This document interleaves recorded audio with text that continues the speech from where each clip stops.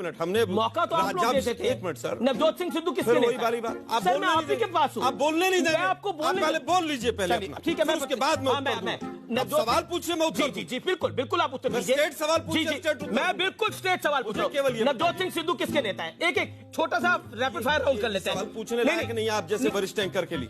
नहीं मैं तो प्रवक्ता को जवाब देने का उत्तर है।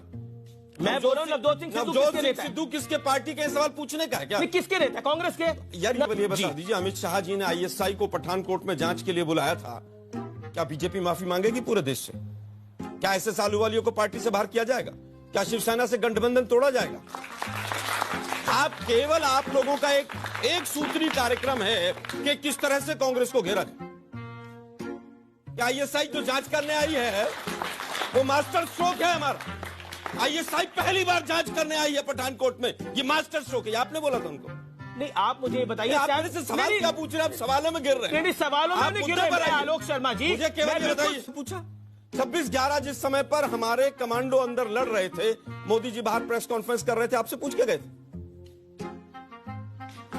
नहीं ठीक है, संबित पात्रा इसका जवाब। उसके बाद एक मिनट, उसके बाद बीजेपी के तमाम प्रवक्ता स्टूडियो में माता बहनों की चूड़ियां लेके खड़े हो जाते, तो आपसे पूछ के आए थे? वक्त का सही उपयोग, घंटे का पूर्ण इस्तेमाल कोई इनसे सीखे। संबित पात्रा जवाब। नहीं, एक सवाल और। अब हुआ एक अंतिम सवाल। मोदी जी जब गए थे वहां पाकिस्तान बिरयानी खाने बिना बुलाए, आपसे पूछ के गए? ये 5 साल के कार्यकाल में हुआ। इसके पहले मोदी जी के पहले, इस 5 साल के पहले ये धरती चपटी थी, मोदी जी ने उसे गोल कर दिया। सूरज में रोशनी नहीं थी, मोदी जी ने रोशनी डाल दिया। पहाड़ों पे बर्फ नहीं था, मोदी जी ने उसको बर्फ ला दिया। नदियों में पानी नहीं था, सब मोदी जी ने कर दिया। 5 साल से आदरणीय मोदी जी सत्ता में है और चुनाव में आए हैं, लेकिन कोई भी बीजेपी का नेता आज के तारीख में, इवन मोदी जी भी 5 साल के मोदी जी के कर्तव्यों, क्रियाकलापों, उनको उपलब्धियों का जिक्र नहीं करता है। जैसे मित्रों आपके खाते में 15 लाख मैंने डाल दिया ना, गंगा मैया को मैंने साफ कर दिया ना, काशी को क्योटो बना दिया ना, 100 स्मार्ट सिटी बना दिया ना, साउथ को घसीट के ले आया ना, डॉलर के दाम रसातल पे ले आया ना, गैस पेट्रोल के दाम जमीन पे लाया ना, 2 करोड़ नौकरियां दी ना। 5 वर्षों में मोदी जी ने इन शब्दों का प्रयोग किया क्या? नहीं।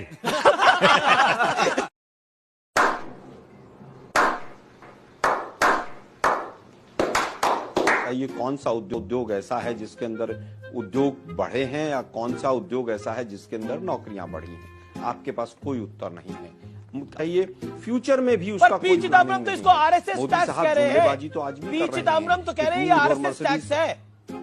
चिदम्बरम कह रहे हैं RSS टैक्स है, क्या वो जायज है कहना? बता रहा हूं ना क्यों कह रहे हैं, क्योंकि GST, सुनिए ना अमीश भाई मैं बता रहा हूं ना, RSS भी अनप्रिपेयर्ड होकर स्टेटमेंट देती है, इसीलिए GST भी अनप्रिपेयर्ड होकर इन्होंने लागू किया।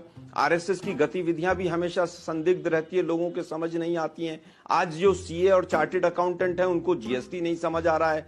RSS भी देश को कुछ नहीं देती है और GST के स्लैब से भी कहीं रिफंड नहीं मिल रहा है, इसलिए GST को RSS से कंपेयर किया गया।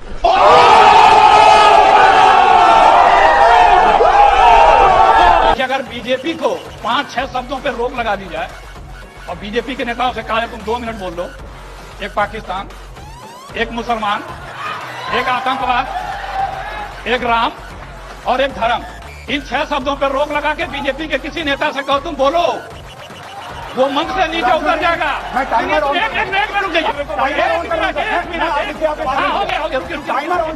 रुकिए जनाब, आगे की बात है, रुक जाइए। 1 मिनट। आप इतने व्यथित क्यों हो गए? एक चैलेंज आया था कि बीजेपी के लोग 2 मिनट 6 शब्दों के बिना नहीं बोल सकते। राम, पाकिस्तान, मैं बता रहा हूं। और क्या था सर? धर्म और क्या था सर? शुरू करें। देखिए अभी इन्होंने एक बात कही कि इन्होंने, हाँ बिल्कुल कही, इन्होंने कहा कि इन्होंने भूगोल बदल दिया था। आपने भूगोल, अरे हमारे भारत का ही भूगोल बदल दिया था। किस पार्टी के अधिवेशन में प्रस्ताव पारित करके पाकिस्तान बना था? पाकिस्तान आ रहा हूँ ना, पाकिस्तान आ गया, 10 सेकंड में पाकिस्तान आ गया।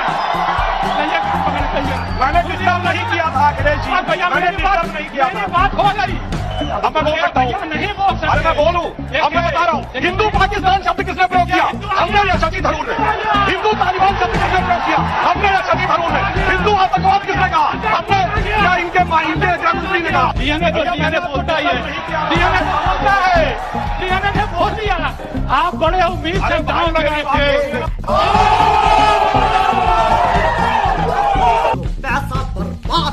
दे दिया। हिंदुस्तान में 26 करोड़ परिवार हैं। 13 करोड़। इसका मतलब, अरे भाई इस बार के 15 अगस्त की स्पीच सुनिए, 14 करोड़ था, फिर एक मंत्री ने 15 कहा, अरुण जेटली साहब ने। मैं कह रहा हूं 13 ही मान लेते हैं। 26 करोड़ परिवार हैं हिंदुस्तान में, इसका मतलब हर 2 घर में से एक को मुद्रा लोन मिल गया। यहां कितने लोगों को मुद्रा लोन मिला? एक को नहीं मिला।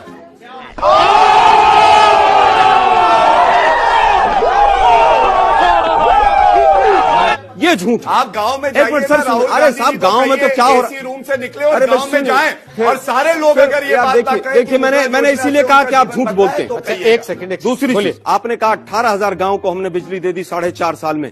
इसका मतलब आपने लगभग 4,000 गांव में हर साल बिजली दे दी। हिंदुस्तान में 7 लाख गांव हैं। जब आजाद हुआ तो मात्र 21,000 गांव में बिजली थी। हमारी जो दर है वो 10,500 गांव की हर साल की है, आपकी 4,500 की है। कैलकुलेट कर लीजिएगा। लोगों को हमने सिलेंडर बांट दी।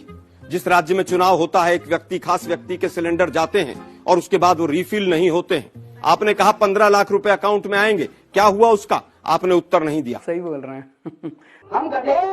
आपने कहा कि 1 रैंक 1 पेंशन, आज भी जंतर मंतर, अरे सर सुन लीजिए ना, 1 रैंक 1 पेंशन में 1 रैंक 5 पेंशन है और आज भी एक्स सर्विसमैन वहां पर बैठे हुए हैं। आपने कहा नरेगा, नरेगा कांग्रेस पार्टी का विफलताओं का जीता जागता स्मारक है। आज नरेगा में 46% रिजर्वेशन एनरोलमेंट बढ़ गया।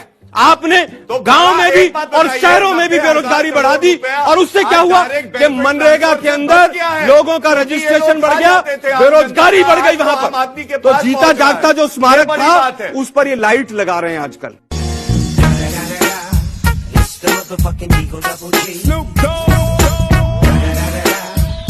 भारत की तुलना मोदी जी से पहले कभी पाकिस्तान से नहीं होती थी। ये आए, मतलब आरएसएस के लोग आए और इन्होंने पाकिस्तान से अपनी बराबरी नूरा कुर्सी शुरू कर दी। इन्होंने कहा अभी कि पाकिस्तान से आगे हम गिड़गिड़ाते हैं। अरे सुधांशु जी, उस देश का हम लोग इतिहास भूगोल बदल चुके हैं जब आप लोग चड्डी पहन के घूम रहे थे।